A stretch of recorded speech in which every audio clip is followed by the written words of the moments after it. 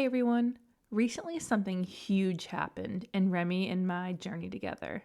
I was invited to stay at my grandparents' house with Remy, my reactive, easily aroused problem boy, who I do love very much.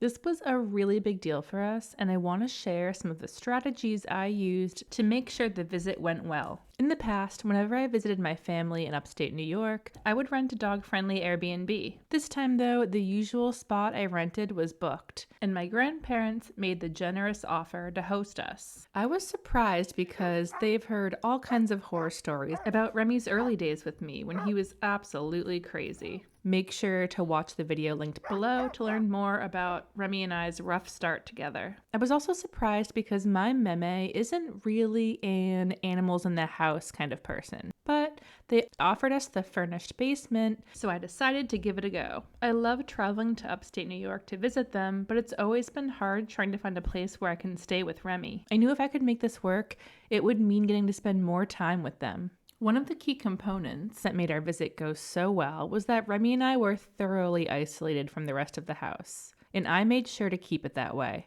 I didn't bring Remy upstairs onto the main floor of the house even once. This helped minimize any potential stress or disruptors. Remy has traveled before, so he was somewhat used to being in new environments, but I knew we had to make this space feel safe and comfortable for him.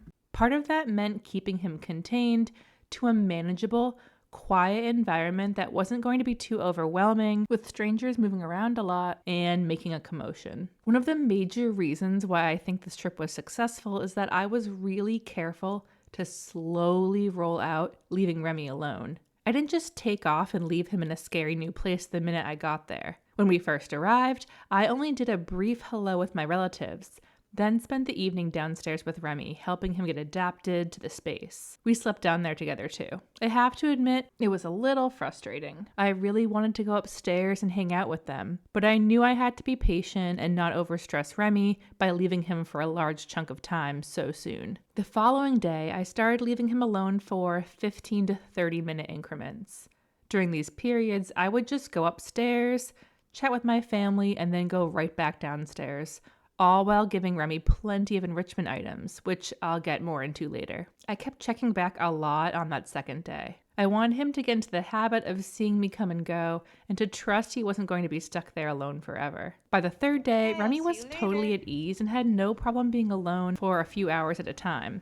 The basement had really become his safe space. I used the PetCube Bites camera to help keep an eye on Remy, and that was a huge relief too. The PetCube Bites camera is really awesome because not only does it serve as a camera for monitoring your pet, it also can be programmed to shoot out treats. The first day, I set up the feeder camera to throw out treats every 5 minutes whenever I was gone, even when I was just upstairs. The following day and throughout the rest of the stay, I set up the camera to shoot out treats every 15 minutes, whenever I wasn't in the house. The camera was incredibly helpful to keep tabs on him, assess how he was handling the new space, and know he was okay. I set up the camera in the bedroom to encourage him to hang out there and feel more comfortable in that smaller space, rather than the larger basement room. If you're enjoying this video, make sure to like it so other people will see it, and make sure to subscribe to our channel too so you can see more training videos featuring Remy and learn all about the tips and tricks I've learned sharing my life with a reactive dog over the years. Okay, let's talk about enrichment items. To keep Remy occupied, I upped his enrichment activities. I ended up bringing quite a few. First, let's talk about the Popsicle.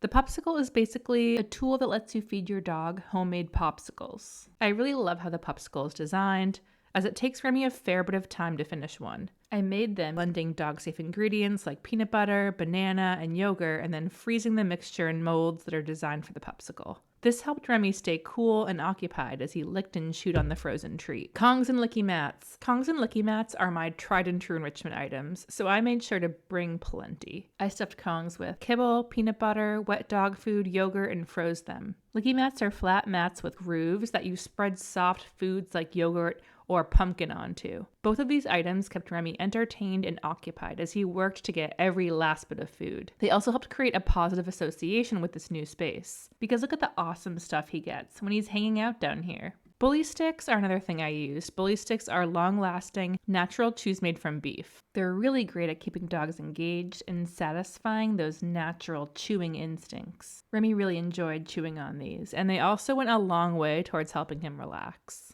Especially at first, I tried to always give Remy an enrichment item whenever I was going upstairs or leaving the house for a while. This way he had something to focus his energy on while I was away, and distracted him from fixating on the fact that he was alone in a weird new place. Enrichment has been such a game changer for Remy. Honestly, it was one of the most impactful things I did to help improve his behavior in my home when I first got him. And I really wish I had known about enrichment sooner. In fact, I actually released a course recently all about enrichment because I want everyone to be able to experience just how powerful an impact enrichment can be in the lives of our pets. Definitely check out the course if you're curious about enrichment. You may have heard of some of these activities in the course, but I bet there are some you haven't heard of too. You can find out more info about the course in the video description below. Okay, let's continue with how I made sure that our trip to my grandparents' house went well. To make Remy feel more at home, I brought along several of his creature comforts. For example, a bunch of his toys and his favorite bed came with us. Having familiar items helped him feel secure in the new environment. His bed provided a cozy, safe spot for him to retreat to, and the toys offered a way to release any pent-up energy and served as a great way for me to engage with him and play with him. In addition to bully sticks, I also brought some longer-lasting durable chews like Remy's Benebone. And this more heavy-duty chew also went a long way towards helping Remy calm down and was great for redirecting him too when he was starting to get overly excited or amped up. I brought Remy's Bobble-Lot too. I already feed Remy every meal with the Bobble-Lot, and I continue to use this Bobble-Lot for meals during our visit. If you've never heard of the Bobble-Lot, it's a treat dispensing toy that the dog has to knock around to get the kibble out. It provides great mental and physical stimulation, making mealtime more engaging, tiring your dog a bit out in the process. I am a huge fan of the Bobble-Lot. Like I said, we use it at every meal. It's really awesome. Another big part of our success was the extensive steps I took to manage the environment and minimize stress. I used a noise machine and a dehumidifier to create consistent background noise, which helped drown out any unfamiliar sounds from upstairs that might have startled Remy. I also didn't want Remy to hear me or know that I was just upstairs, because then I knew he might get insistent about joining me. So drowning out voices from upstairs was pretty important. I also set up really strict boundaries in place during our visit. I never let him go upstairs or approach the upstairs door. I knew if Remy was aware that I was just upstairs, he'd be very unhappy and probably bark a lot to be let in. Instead, he only went outside and came back inside via the back door with no access to the main portion of the home. I made sure to never talk to him through the basement door either. I also made sure that whenever I came downstairs to see him, I would greet him as if I was coming home from being outside. And I would do the same for leaving too. Bye, Remy. See you later. This reinforced that the upstairs was the outside world for Remy. I also made sure to take Remy on nice walks around the neighborhood, letting him sniff to his heart's content. He really enjoyed exploring the new environment. I also only allowed my grandparents and relatives to interact with Remy on parallel walks, where we all just walked alongside together. This was hard because, of course, I wanted them to get to know Remy more. But with Remy's arousal issues and reactivity, I just decided for this visit, it would be best to be really careful with our interactions. Remy can get mouthy when he's overexcited, and I didn't want to risk him hurting my grandparents, even just slightly or accidentally. Since we had only passive, positive interactions this visit, I've built a foundation of my grandparents being seen as safe, non-threatening people. Now that we've laid that groundwork, I'll feel more comfortable letting them interact a bit more with him on future visits. But in this case, I decided slow and steady was really the way to go. Things went so well, I really didn't want to push my luck. Overall, the visit was a big success. With careful planning and managing the environment, Remy was able to stay calm and comfortable, and I got to spend more time with my relatives than I would have otherwise. To some outside parties, I am sure this amount of environmental management and precautions probably seems silly, but I feel at this point, I know what I need to do to help Remy feel good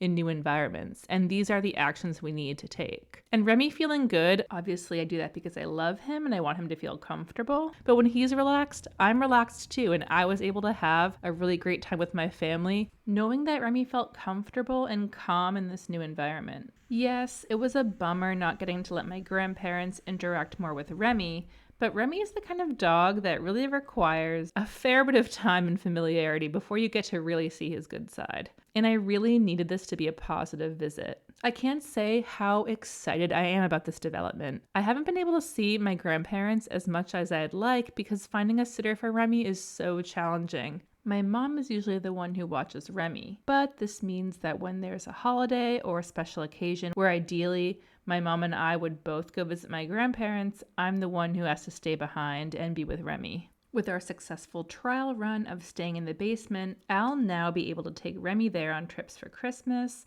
and other holidays, which I am just so excited about. While I've largely come to accept Remy for who he is, I do still struggle sometimes when I can't do things like let him cuddle with family. I still feel embarrassed sometimes that he's so difficult and isn't a normal, friendly dog. But one neat thing about this visit was how much my grandparents were actually impressed by Remy. My meme was just really amazed that Remy didn't go to the bathroom in the house, and that after a couple days he could be left alone for hours without an issue. To her, that was impressive and made him a good dog.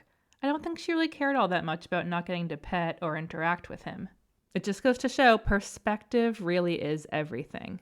I hope this video helps other reactive dog owners who might be facing similar challenges.